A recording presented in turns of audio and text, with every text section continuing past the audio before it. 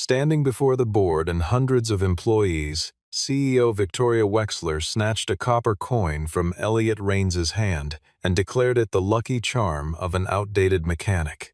She set it into the jaws of a sample press on the stage, pulled the lever, and smiled as the metal collapsed flat. Elliot Raines, a single father who had kept the Aquila X flight program alive for 4 years, did not plead and did not reach for it. He only asked whether she knew who that coin actually belonged to. 10 minutes later, the client froze the $2 billion aviation contract. If you want to watch arrogance defeated by the very evidence it crushed, stay with this story until the final frame. 2 days before Wexler Aeronautics was set to sign the largest contract in its history, the underground testing bay on the 3rd sublevel was running at full load, and Elliot Raines was the only person in it who appeared unhurried. He was 44 years old, built for the kind of patience that comes from 2 decades of learning to trust his hands before his instruments, and while 3 junior engineers watched dual-monitor arrays tracking vibration spectra and thermal load in real time, Elliot was pressing the flat handle of a long screwdriver against the housing of the final Aquila X actuator assembly and holding it perfectly still, listening through bone conduction the way a diagnostician reads a chest through a stethoscope. The monitors read normal and the sensors read normal, but what was not reading normal was the faint, arrhythmic flutter that Elliot could feel traveling up the metal and into the cartilage of his ear, appearing only when the system climbed past 92% load, irregular enough to be a mechanical signature, too subtle to trip any automated threshold, and entirely invisible to every screen in the room. He set the screwdriver down without announcing what he had found because he had learned long ago that a finding without documentation was just a complaint, and complaints from men in oil-stained work clothes carried a short shelf life in rooms where everyone else was dressed for a press conference. From the worn leather pouch on his left hip, Elliot withdrew a small copper disc roughly the weight of a $50, its surface marked with laser-etched batch numbers, a prototype serial code reading AX001, heat discoloration along one edge from a test procedure 4 years prior, and the encrypted verification stamp of an independent materials laboratory. 2 junior engineers nearby assumed it was a good luck token and made no effort to conceal that they found it mildly comic. Kevin Marsh, the youngest of them, leaned toward a colleague and said something beneath his breath that produced a quiet, knowing smile. Elliot did not react to this because the coin was not a charm. It was a copper conformity token, machined from the same certified copper-silver alloy used in the contact rings of the Aquila X flight control system, struck in a matched pair when the prototype passed independent inspection. One held in North Star Aviation Alliance's certification vault, one entrusted to Elliot under the contract's custodian of conformity evidence provision. It was not his property and not Wexler Aeronautics' property. It was a verification instrument owned by the client, allowing any qualified technician to compare the certified alloy against any production component at any stage of the program. When Elliot pressed the disc against the contact ring on the test bench, the surface color was subtly different. The grain structure under his loop did not match, and the electrical resistance reading was off by a margin too small for the standard acceptance checklist and large enough to matter over thousands of heat cycles at altitude. Blaine Lockwood arrived at 11 to collect the final sign-off. He was 53, fluid in authority, moving through the testing bay with the relaxed posture of a man who considers physical confirmation of data to be something other people do. And he placed the completion form in front of Elliot and said the ceremony was in 48 hours. The client delegation had already checked into their hotels, and the board was tracking every hour of the schedule. Elliot set the form back on the table without signing it, explained that the batch identifier on the contact ring did not correspond to the batch number on the certification coin, and said he needed to review the full material intake log before he could confirm the components had been drawn from the approved alloy lot. Blaine's expression shifted into something administrative and cold. He told Elliot the discrepancy was almost certainly a documentation error, that the material had passed every standard incoming check, and that raising a flag this close to the signing was the kind of judgment call that reflected poorly on a department. Elliot said that a batch identifier mismatch on a flight for critical contact ring 2 days before certification was the kind of thing that reflected poorly on something more consequential than a department. By the time Blaine left, the completion form was still blank. Elliot had begun photographing the contact ring surfaces with the bench-mounted documentation camera, and Blaine had gone directly to the quality management portal and deleted the formal warning Elliot had submitted that same morning. Elliot checked for it twice that evening and confirmed it had not been misfiled. The ceremony Wexler Aeronautics had designed for the Aquila X contract announcement was not modestly conceived. The main atrium had been transformed into something between a product showcase and a coronation.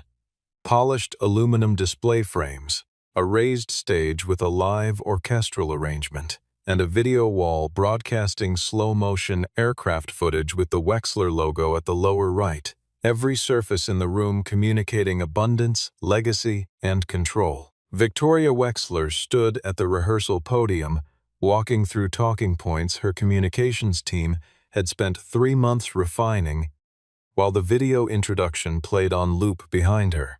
A 4-minute piece crediting the Aquila X program's success to the vision of the Wexler family and its world-class executive leadership, with particular emphasis on 2 years of engineering milestones and not a single mention of the man who had built the first prototype, identified the overheating defect that nearly ended the program in its 2nd year, and personally supervised every revision of the contact ring assembly since. When a communications coordinator asked whether the client delegation might want a technical walkthrough of the mechanical components during the reception, Victoria said that was not a question she was prepared to entertain, and made clear that no person in a maintenance uniform was going to appear beside the Wexler brand at a $2 billion announcement. Blaine, standing nearby with a scheduling tablet, suggested reassigning Elliot to the night shift for the duration of the event week, framed as a logistical simplification rather than a punishment, though the distinction was of the administrative variety.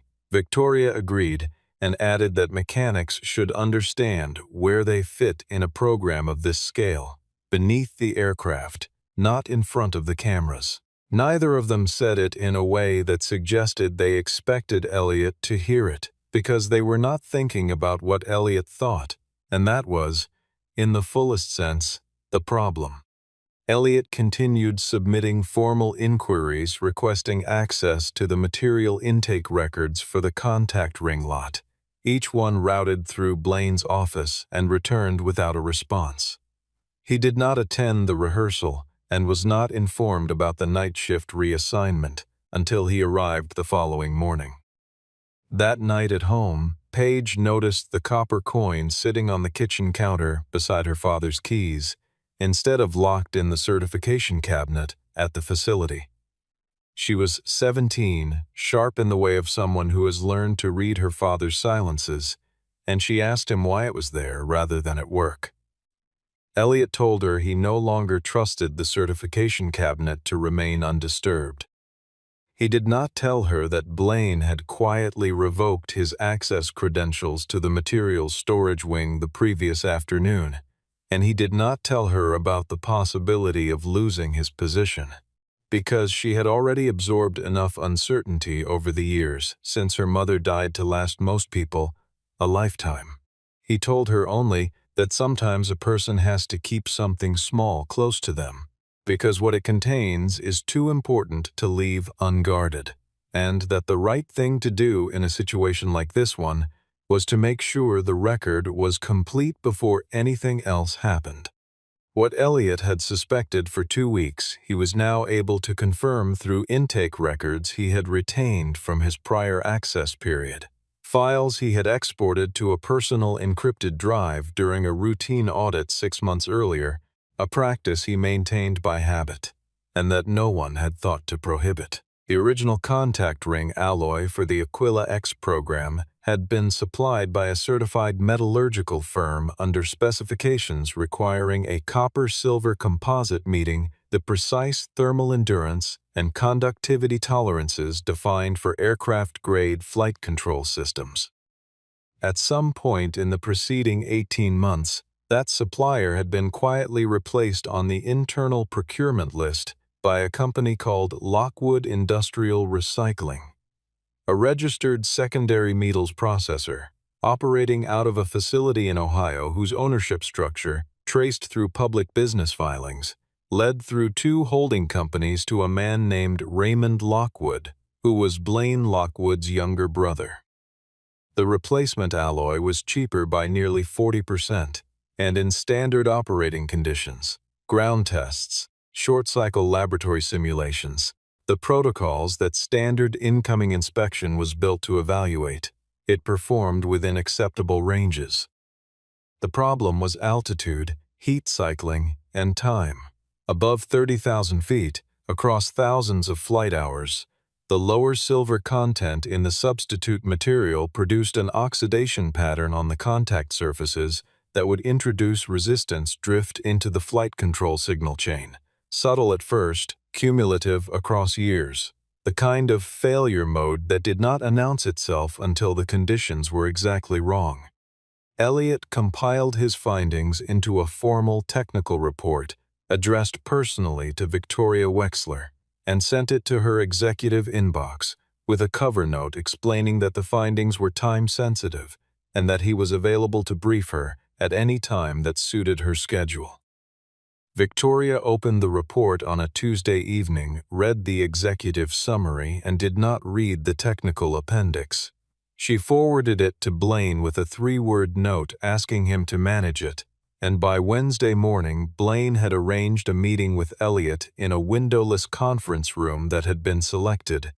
Elliot suspected, precisely because it was not visible from the main corridor.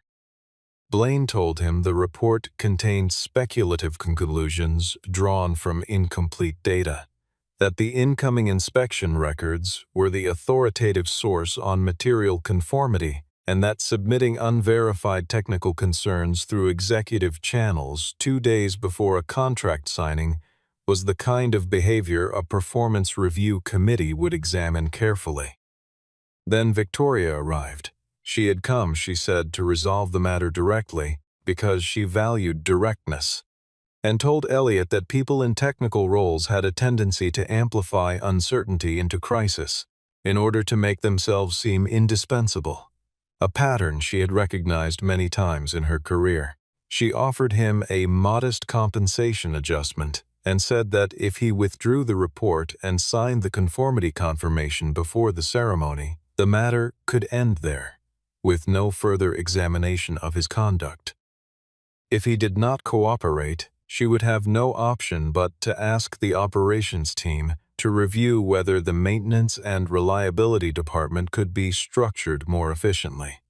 Elliot declined without hesitation, told her that a small deviation in a contact ring at sea level does not stay small when it reaches 40,000 feet and has had 10,000 flight cycles to grow, and listened as she told him he was confusing experience with expertise. On her way out of the conference room, she told Blaine to begin preparing the documentation for a termination review. The final full company rehearsal was the kind of event that Wexler Aeronautics staged less for preparation than for demonstration. A performance of confidence aimed at the board, the client delegation, and the handful of financial journalists who had been given preview access to the ceremony. The auditorium held 300 chairs, all of them filled, and Victoria stood at the center of the stage with the ease of someone who had rehearsed authority before any specific audience her entire adult life, while Dana Hargrove, Director of Compliance for Northstar Aviation Alliance, sat in the second row of the client section, 41 years old, quiet in manner, unhurried in the way of someone who has no need to perform composure, because the composure is simply what she is. Dana had been present at the original prototype test 4 years earlier, had watched Elliott machine the first contact ring by hand when a tooling error destroyed the automated component, and had been in the room when both certification coins were struck. Elliott arrived at the auditorium entrance carrying a sealed technical envelope addressed to Dana, the last formal mechanism available to him within the contract structure for delivering an unresolved quality alert to the client's compliance officer, and was stopped at the door by 2 security personnel who had received written instructions from Blaine's office that morning specifying he was not credentialed for the event floor.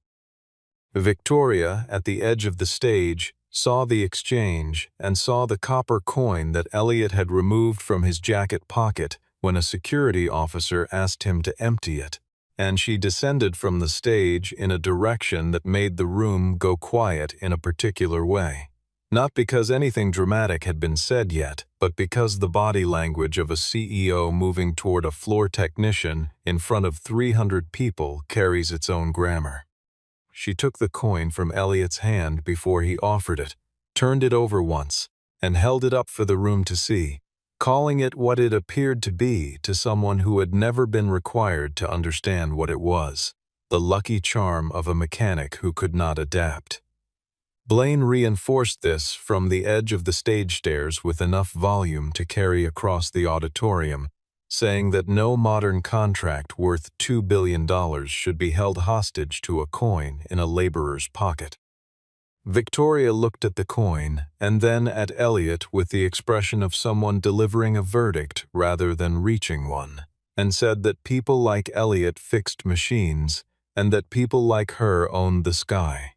Elliott told her, clearly and without raising his voice, that she could own the company but she could not own the standards that aircraft were required to meet, told her the coin did not belong to him or to Wexler Aeronautics, and asked her to return it. She said that everything within the walls of a Wexler facility belonged to the Wexler family, crossed back to the stage, set the coin between the steel plates of the sample press on the demonstration table, and pulled the lever. The press came down with the soft mechanical thud of a device calibrated for controlled force rather than drama, and the copper disc compressed into a flat, illegible sliver in front of every camera in the room. Several board members in the front rows laughed. Blaine's shoulders dropped with the particular relief of a man who believes a problem has just been eliminated. Elliott looked at what remained of the coin and then looked at Dana Hargrove and asked, to no one and to everyone, whether Victoria knew whose property she had just destroyed. Dana was already standing. Dana Hargrove did not raise her voice.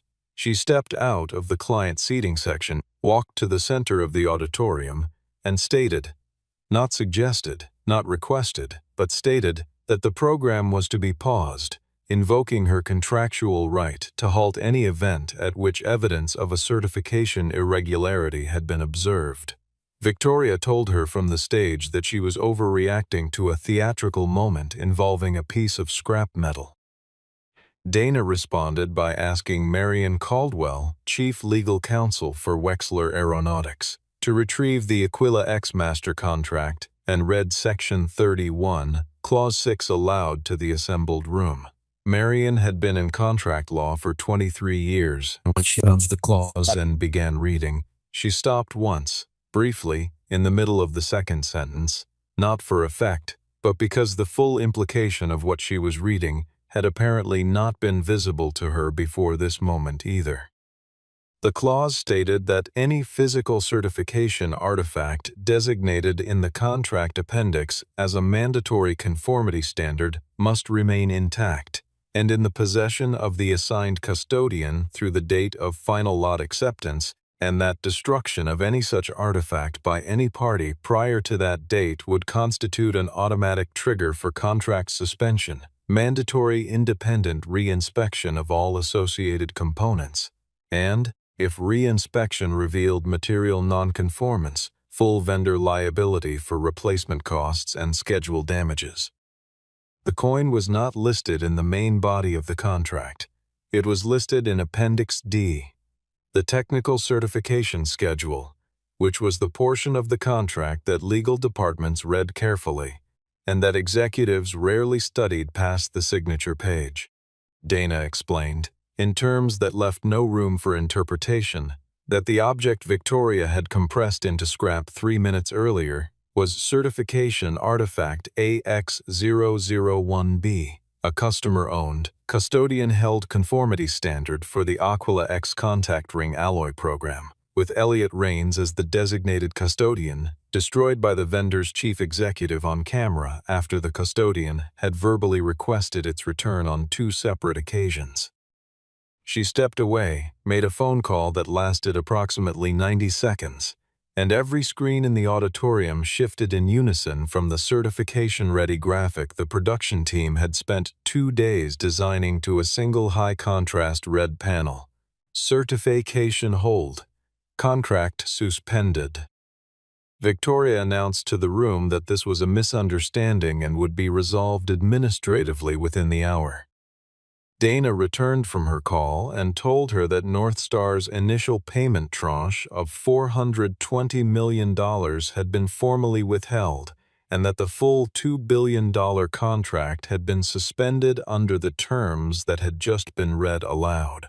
Blaine suggested that Northstar's electronic material documentation could substitute for the physical coin as an evidentiary basis going forward.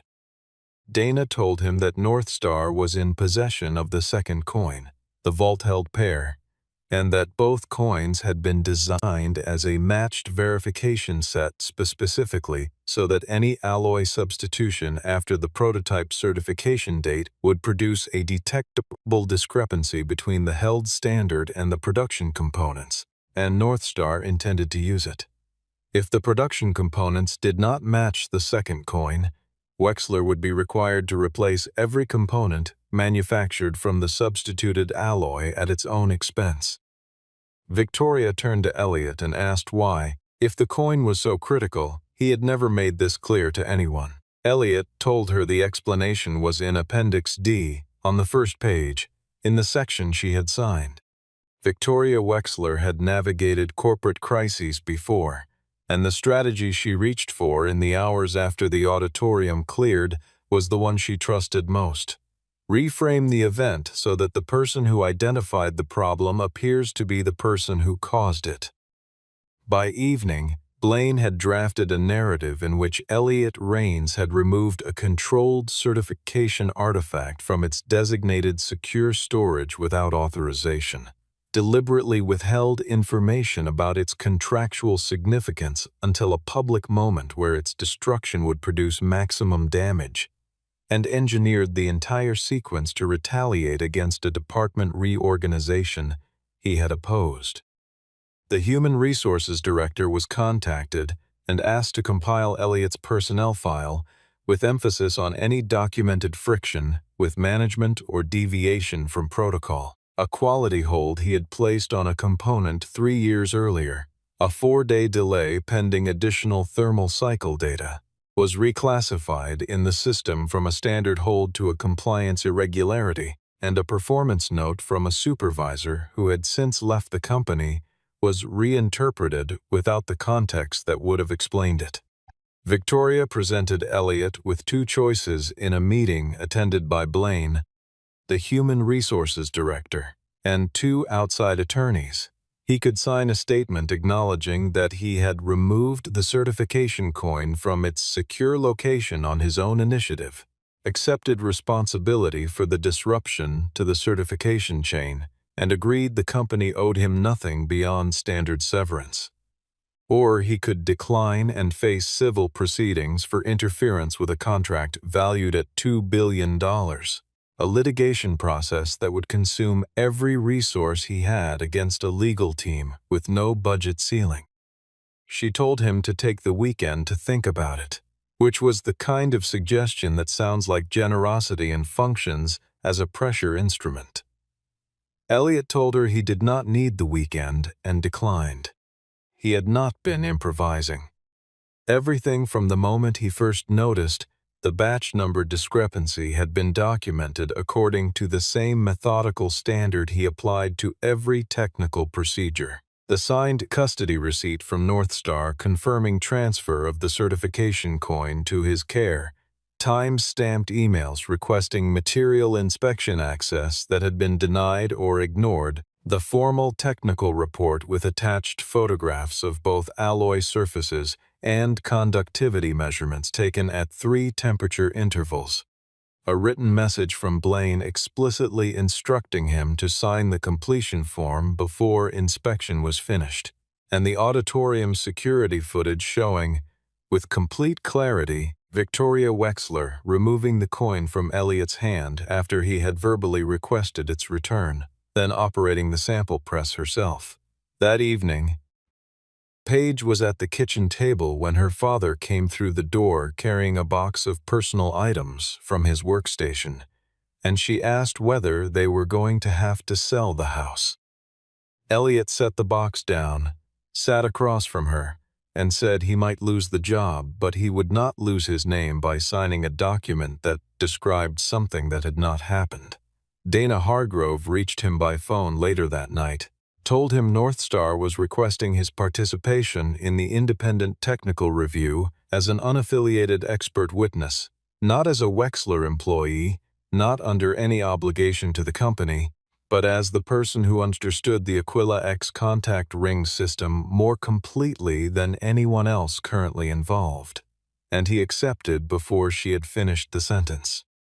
Before ending the call, he told her that the destroyed coin was not the only documentation of the original material specification.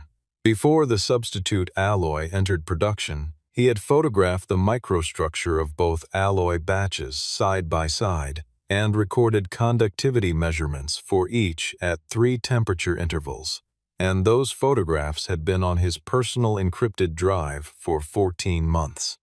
The second coin traveled from Northstar's certification vault to an independent metallurgical laboratory in a sealed evidence container, accompanied by a chain of custody package Dana had prepared personally, and by Friday afternoon, the laboratory had completed its comparison against a contact ring drawn at random from the Wexler production inventory.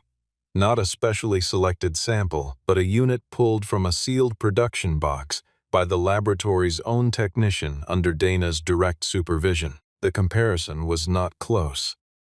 The silver content in the production contact ring was lower than the certified standard by a margin exceeding the maximum allowable tolerance under the Aquila X specification by a factor of 2.3. The grain structure visible under metallographic cross-section showed characteristics consistent with secondary processed alloy rather than primary refined composite, and the thermal endurance rating of the production material, extrapolated from the laboratory's accelerated aging protocol, fell short of the program requirement at the point in the heat cycle curve, corresponding to approximately 4,000 hours of operational flight.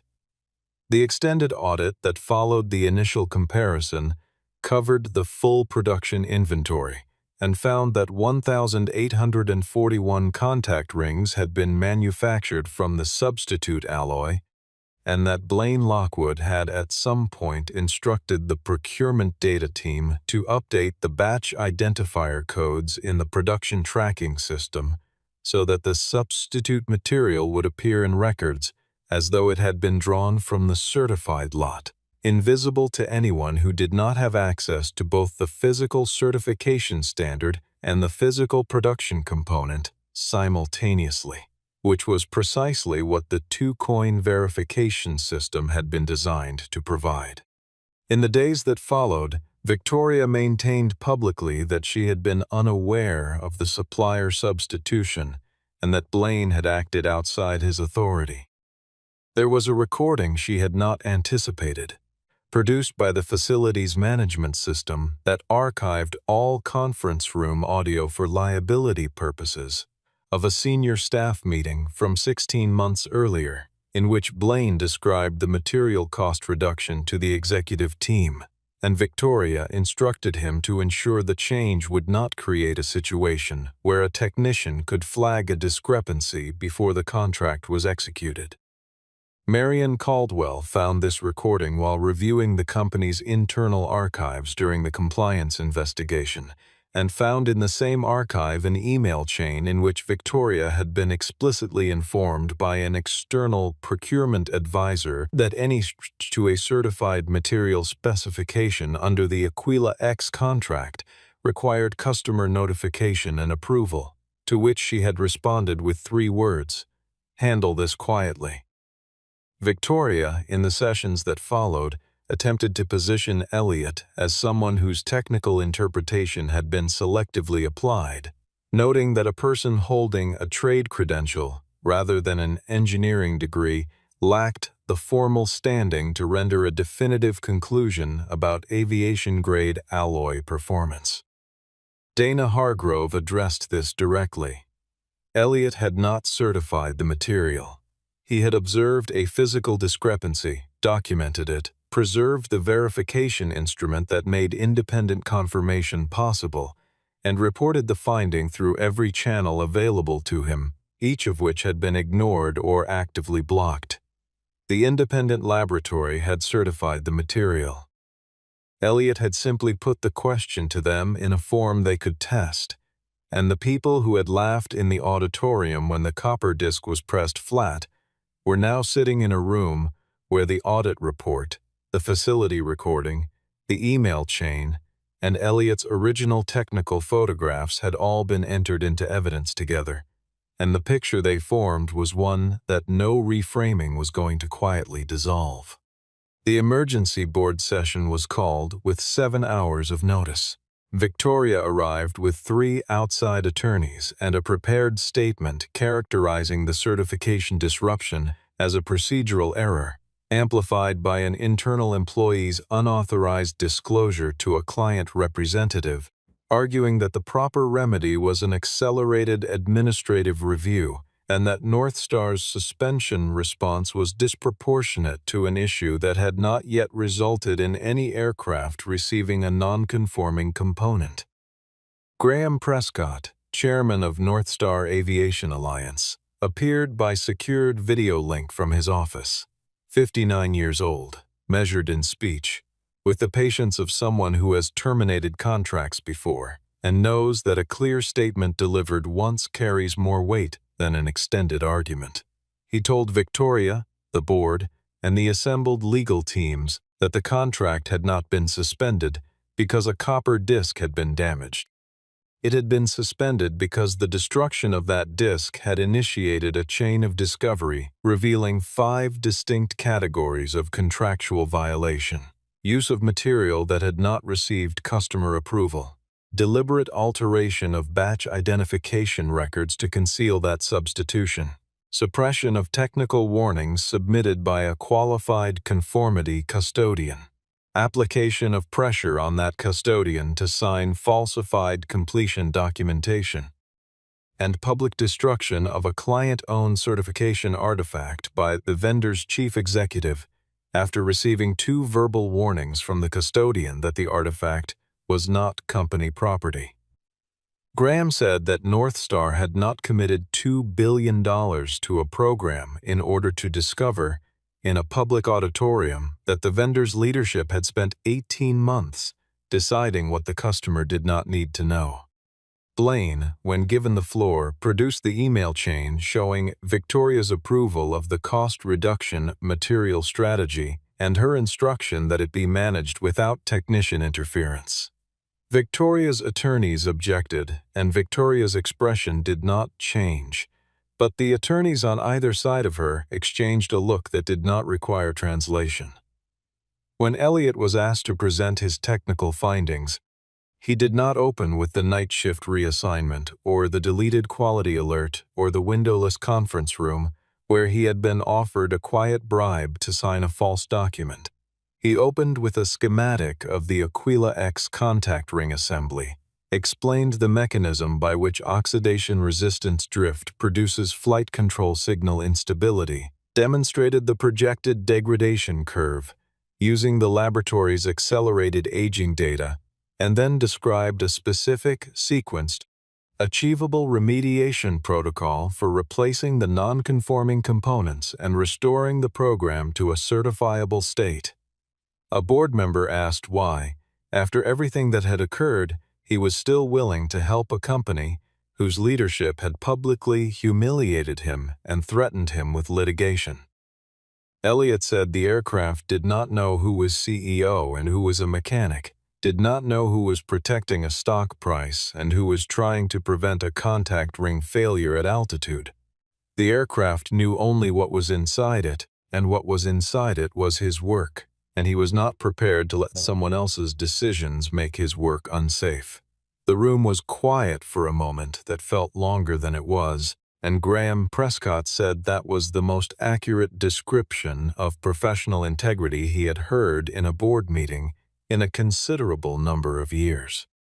North Star agreed to consider reinstatement of the contract under a conditional restoration framework requiring replacement of every non-conforming contact ring in the production inventory, independent verification of the replacement components, a full rerun of the certification protocol for the affected lot, and a restructured quality oversight chain giving an independent technical authority the right to halt production and delivery at any stage without management override. The practical problem that emerged within 48 hours of that decision was the one that Blaine's cost reduction campaign had created and then obscured.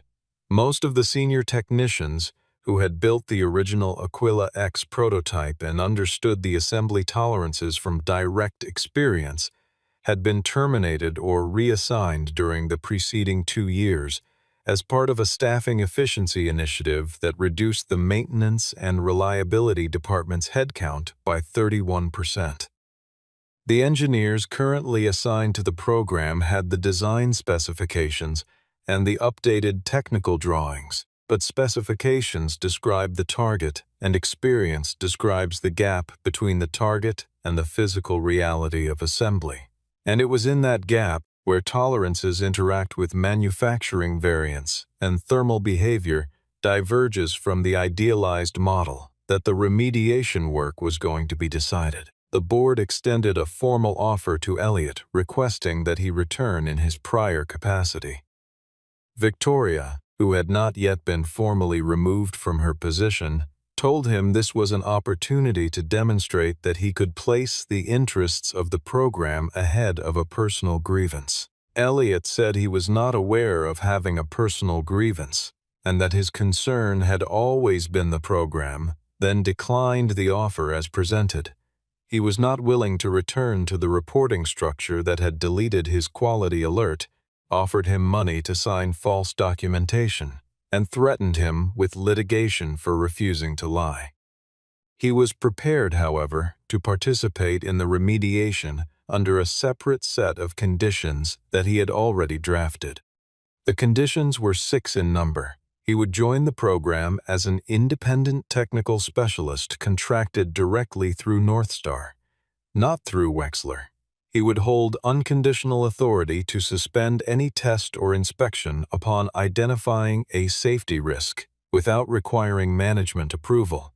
All technical warnings would be logged simultaneously to North Star's compliance system and not exclusively to Wexler's internal quality portal where they could be altered. Every technician who had been pressured to sign documentation for work they had not inspected would receive written confirmation that their original objection was now part of the formal record. All personnel who had contributed to the Aquila X prototype and had been removed from the program during the preceding 2 years would have their contributions formally documented in the program's certification history, and no person would be asked, at any stage of the remediation process, to sign a conformity document for work they had not personally verified.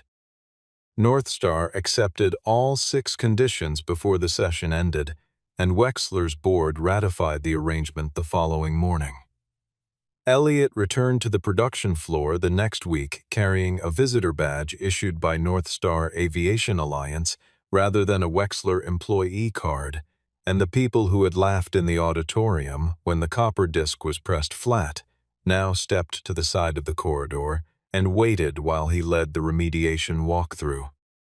He did not look at them in a way that suggested he had catalogued their faces from that day, because the decision to make the work the only statement was what made the moment complete. The remediation took 9 weeks. Elliott worked alongside a team of 6 technicians, 3 of whom had been brought back to the program from reassigned positions at his specific request. Replacing every non-conforming contact ring, calibrating each actuator assembly against the original prototype specification, and running a phased load test sequence that built from 40% capacity to full operational ceiling over 4 consecutive days of supervised trials under independent observation. Every test threshold was met.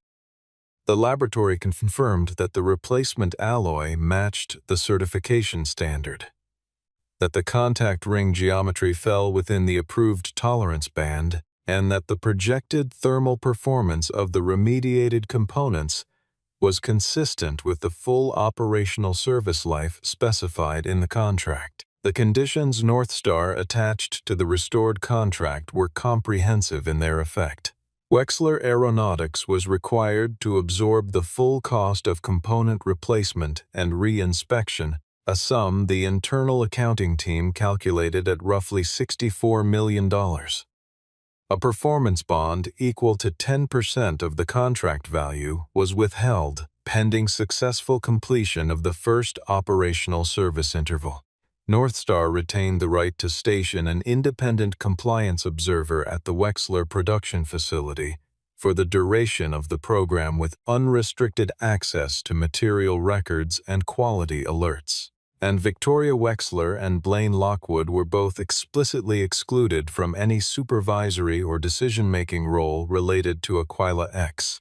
The board voted to remove Victoria from the chief executive position the following week. The vote was not close. Blaine had been terminated the morning after the board session, and his employment file had been turned over to a federal oversight body for evaluation of whether the alloy substitution and record alteration constituted actionable fraud under aerospace procurement regulations. Before she cleared her office, Victoria sought Elliott out in the production facility and found him at the same test bench where he had first pressed the screwdriver against the Aquila X housing and heard the wrong sound. She told him that what he had done had cost the Wexler family hundreds of millions of dollars over a coin. Elliott told her, without turning away from the bench, that the coin had not cost the company anything. The arrogance that caused them to ignore the warning had cost the company its leverage. The fraud that caused the contract to be suspended had cost the company its credibility, and the decision to press a client's property flat in front of a camera after being told twice not to had cost Victoria specifically the one thing arrogance can never buy back. She had said in that auditorium that everything within the walls of a Wexler facility belonged to the Wexler family.